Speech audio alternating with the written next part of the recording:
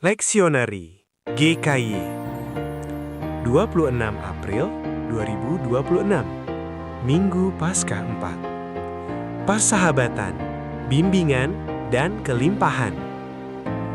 Bacaan hari ini. Konteks komunitas. Kisah Para Rasul 2 ayat 42-47. Patunggilan mula-mula. Tanggapan dan jembatan. Mazmur 23. Keyakinan akan gembala. Pusat Kristologis. Yohanes 10 ayat 1-10. Gembala dan pintu kehidupan. Konteks etis. 1 Petrus 2 ayat 19-25. Meneladani sang gembala. Keempat bacaan ini dirajut oleh benang merah, metafora gembala agung, yang menuntun umat melewati penderitaan menuju komunitas yang berbagi kelimpahan. Yohanes 10 ayat 1-10, Sang Gembala dan Pintu. Aku datang supaya mereka mempunyai hidup dan mempunyainya dalam segala kelimpahan. Yohanes 10 ayat 10b. Kristus tidak hanya memandu, Ia adalah infrastruktur atau pintu yang memampukan transisi dari ancaman kebinasaan menuju kelimpahan hidup. Ilustrasi di samping, Yesus sebagai pintu, penyelamatan, keluar masuk menemukan padang rumput. Di luar kandang ada ancaman, juga pencuri dan perampok, kematian dan kebinasaan. Sementara di dalam kandang adalah ruang aman, mengenal suaranya. Mazmur 23, respons keyakinan. Bimbingan gembala memastikan bahwa penderitaan hanyalah jalur transisi, bukan titik akhir, menuju kelimpahan. Titik 1, padang dan air tenang, bimbingan awal, penyegaran jiwa. Titik 2, lembah kekelaman, kehadiran dalam krisis, gada dan tongkat yang menghibur, proteksi aktif. Titik 3, hidangan di hadapan lawan, persahabatan ilahi, peninggian dan pemulihan martabat. Titik 4, piala yang melimpah, kelimpahan tanpa batas yang berdiam di rumah Tuhan. Anatomi patunggilan mula-mula.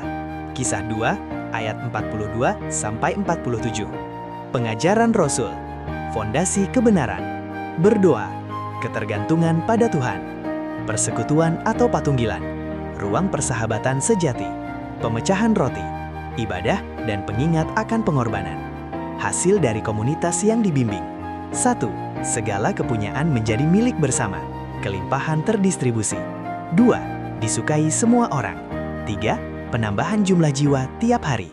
Inilah wujud nyata dari kelimpahan Yohanes 10 yang dihidupi secara kolektif. 1 Petrus 2 ayat 19-25. Dua paradigma penderitaan. Penderitaan duniawi, karena kesalahan. Penderitaan kristologis, karena kebenaran. Sebab, berbuat dosa atau pelanggaran. Bandingkan dengan, sadar akan Allah atau berbuat baik. Respons, menerima pukulan sebagai hukuman wajar. Namun, sabar menderita, tidak mencaci maki, dan menyerahkan diri kepada hakim yang adil. Status teologis, tidak ada pujian di hadapan Allah. Sebaliknya, karunia di hadapan Allah. Mengapa kita mampu bersabar? Karena kamu telah kembali kepada gembala dan pemelihara jiwamu. Penderitaan adalah partisipasi dalam jejak sang gembala. Berikut matrik, persahabatan, bimbingan, dan kelimpahan dari bacaan kita. Kisah Para Rasul, Mazmur 23, 1 Petrus 2, Yohanes 10. Persahabatan, koneksi. Berbagi harta dan makan bersama. Hidangan di depan hawan. Kasih persaudaraan, mengenal suaranya. Bimbingan, arah, tekun dalam ajaran Rasul, gada dan tongkat yang menuntun, mengikuti jejak penderitaannya, pintu keluar masuk yang aman, kelimpahan hasil, penambahan jumlah jiwa, piala yang melimpah ruah, karunia di hadapan Allah, hidup dalam segala kelimpahan. Keempat teks berpusat pada satu kebenaran. Kelimpahan sejati hanya dicapai melalui bimbingan sang gembala yang dihidupi dalam persahabatan komunitas. Refleksi pastoral dan aplikasi khotbah. Persahabatan. Apakah patunggulan jemaat kita saat ini sudah menjadi kandang yang aman bagi mereka yang terluka atau masih eksklusif? Bimbingan. Di tengah disrupsi zaman, sejauh mana kita bersedia menderita demi melakukan hal yang benar dengan meneladani sang gembala. Kelimpahan ekologis. Bagaimana wujud nyata syukur kita atas piala yang melimpah dalam tindakan melestarikan lingkungan pasca ekologis minggu ini?